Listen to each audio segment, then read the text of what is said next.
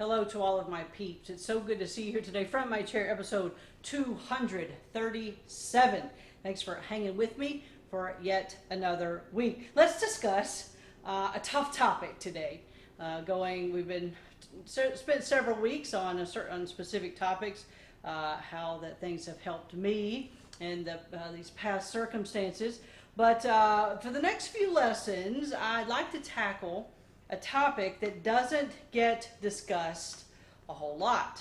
I'd like to take a very familiar story in Scripture and apply it in a not so familiar way. I have found myself in a very interesting position in the last few years. In fact, many of I'm going to call you Gen X, we're Gen Xers. Many of my Gen X peeps are in that same space along with me right now. So what's the space message? Well, I'm glad you asked, because we're going to talk about it for the next few weeks. Our parents and our in-laws are getting to the age where they need our assistance. They are needing our attention. They're needing our affirmations, our advocacy.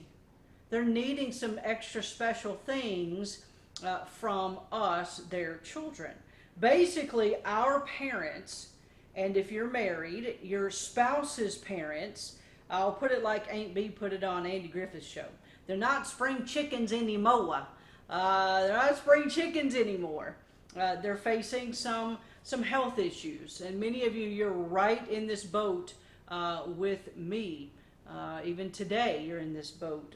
Some health issues, memory loss. Several peeps where their family members are going through Alzheimer's and dementia, the memory loss, the mobility challenges.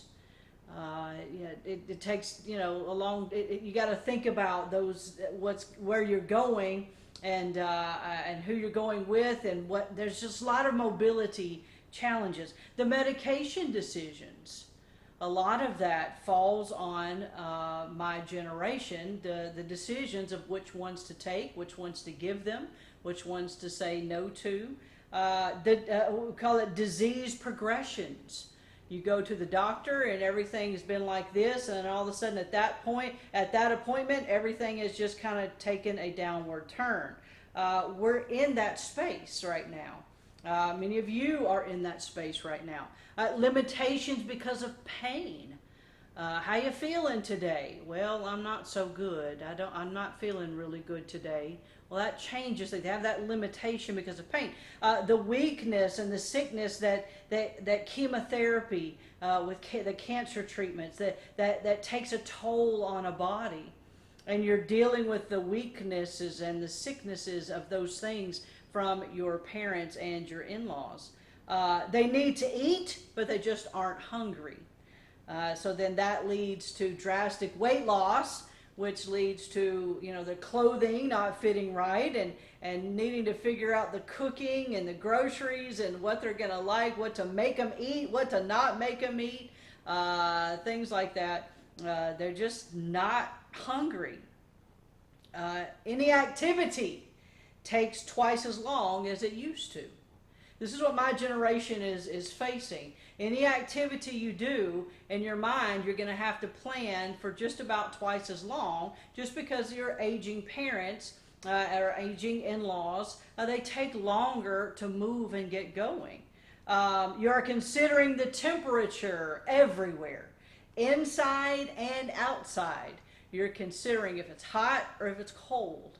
Is it going to affect their breathing? Is it going to affect their lungs? Is it going to make them hot? Is it going to make them cold? You're having to consider that temperature everywhere you go, inside and out.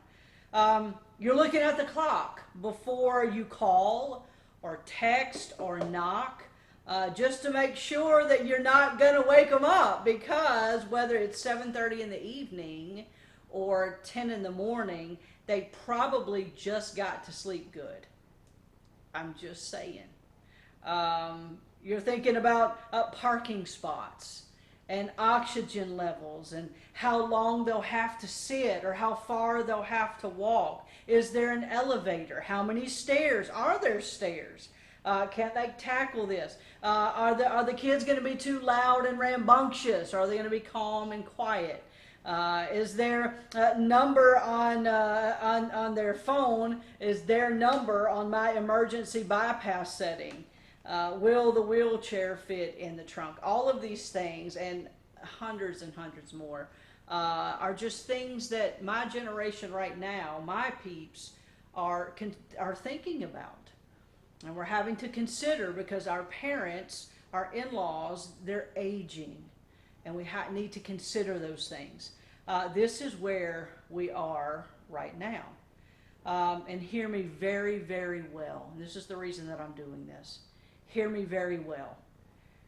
We can either fight and fuss and gripe and complain about it, or we can decide, I will do this well. I will do this well. We can gripe about it and fuss about it, complain about it, get huffy puffy about it, or we can say, you know what, I really, really want to do this space well. And just in case you're watching and you're the parent or you are the in-law going through some of these things, or a family member, and you're going through some of these things, may I ask you, please don't push back. Don't push back. Let us try and do this well. We're going to fail. We're going to mess it up. We're not going to do the right things. We're not going to say the right things. But please don't push back. Let us try and do this well. Let us love you and let us care for you. If you would allow me the freedom in the next few weeks to discuss some ways to help us do this well. And yes, I'm talking about all of us. Not just my generation, but my baby boomer generation, my parent generation, the ones that are struggling and are elder, they're getting older and can't do as much. I'm talking about you too. Help us. I'm going to give some lessons if you'll allow me. I'd like to help us, all of us, do this well together. My Superman dad went to heaven on September 11th of 2020. Those of you that are going through life without a dad, I empathize with you greatly. I had some dear friends just lose their dad way too early. Goodness gracious, they're so young. And I empathize with that. It is difficult going through life without a dad. I'm 50 and I still have a hard time wrapping my mind around I can't call my dad. I can't hash this out with him. And but he passed in 2020 from Agent Orange. Strangely enough, he went to Vietnam. He was in the Navy, and he had got some of that Agent Orange in his blood. And I'm very thankful God gave him the years that he gave him. I'm so blessed with that. But it got him. It got him. He served our country well in Vietnam, but Agent Orange got him. Then on February 5th of 2022, the Lord decided to take, and I mean take, we didn't give her, he took her, my precious mother-in-law to heaven very unexpectedly and very suddenly. As in, I saw her on Wednesday, called her on Thursday, texted her on Friday, and Saturday she was gone. Very unexpectedly, very suddenly. No chances to let her go, no chances to say goodbye. I was glad I treated her well when I saw her on Wednesday, and when I talked to her on Thursday, and when I texted her on Friday. I'm so thankful I treated her well, because those are the last things that I remember. And but she went to heaven very quickly. God just decided you have an appointment to keep, and you're going to keep it. February 5th, 2022. That one's still tough for me to swallow, so I don't understand that one. My beautiful mom She has been battling an aggressive, very debilitating form of rheumatoid arthritis for over 30 years. It's very debilitating. And I'll just say this, I watch those commercials of, the rheumatoid medication, and, they're out and jumping and running and all that. And I'm like, no, no, no, no, no. No, that's not my mom. But that she's been battling that. We've been battling it all together. Then since 2018, my father-in-law has been fighting a very rare lung disease called NSIP, N-S-I-P. It's a non-specific pneumonia. They don't know much about it, and they're just trying to treat it. Basically, one of his lungs, there's disease growing in one of his lungs, and it's irreversible. And so all that to say, I know what I'm talking about. I know what I'm talking about. If you want to flash a badge of, hey, this is why you should listen to me, and I don't like to do that. I'm not that type of a person. But in this space, I'm going to flash a badge and say, this is why I think you ought to listen to me in this topic in particular. Because I've got some thoughts. I've got some things that I'm going to give us from God's Word that have helped me. And they're going to come from several years of asking God to help me tackle this part of my life well. I remember very vividly, because my father-in-law and the disease that he has in his lung, one of the decisions that we needed to make was a lung transplant. And I remember sitting with my mother-in-law many, many times with just tears, and she telling me, Tabitha, I can't take care of him by myself. I'm going to have your help. And if you know anything about a transplant at all, it's arduous. Oh my goodness, it was going to be an arduous thing. Constant, round-the-clock care. They wouldn't do it unless we had several people lined up to take him to the hospital when there was a lung available and all that. And we had to go through all kinds of training and things for if he decided to do that. And but one of the things that I decided, she looked at me and she's like, I've got to have your help to take care of Daddy. She called him Daddy. To take care of you, Daddy. I've got to have your help. And I promised her that I would help her take care of my father-in-law. And I remember in that space very specifically, very vividly, many times going to God and saying, God, I want you to help me do this well. Help me do this well. And so it's not a braggadocious thing. I'm just saying, if you're wondering if you should listen to Miss Edge talk about this, listen. I've got some things that God's taught me. So with all this intro, I take us to the book of Ruth. Isn't that interesting? The book of Ruth. Ruth and Naomi had a very, very special bond. It's very neat to me, and this is kind of where I'll go with this, and then I'll hush. Ruth discovers that their bond wasn't a man.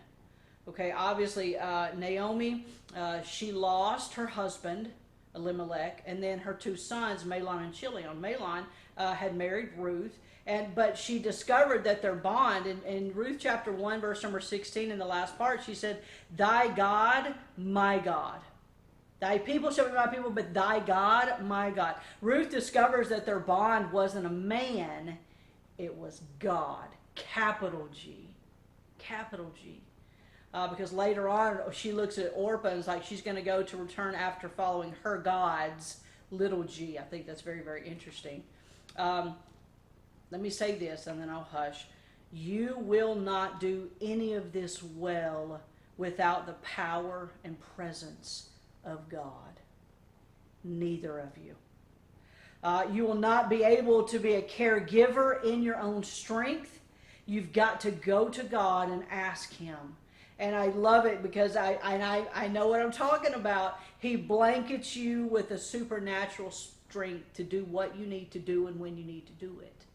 You will not be able to be a care receiver in your own strength. You're going to have to go to God and ask Him to blanket you with a supernatural humility and a joy. You say, what for? To relinquish and receive when it's time to. And He will. Let me leave you today with something to chew on for the next week. For my Gen X peeps, here's your question. Are you the Orpah in the story? Orpah was looking for ways to cut and run. She was looking for excuses to cut and run. I'm going to go see my gods. I need to go be with my peeps. I'm going to go be with them. Are you looking for ways to cut and run from this responsibility? I'm just asking. And then for my aging peeps, I call them new baby boomers. For my aging peeps, here's your question. Are you acting like a Naomi or a Mara? Are you making this pleasant and delightful, or are you trying to make this bitter and angry and discontented and fussy? That's your questions. Are you an Orpah in the story looking for ways to cut and run? And then for my aging peeps, are you acting like Naomi or a Mara? Is it pleasant or is it bitter? Chew on that, and then we'll discuss a little bit more next week, Lord willing. Don't forget Lydia at 11 in her journey to remain cancer-free. No, go be amazing today.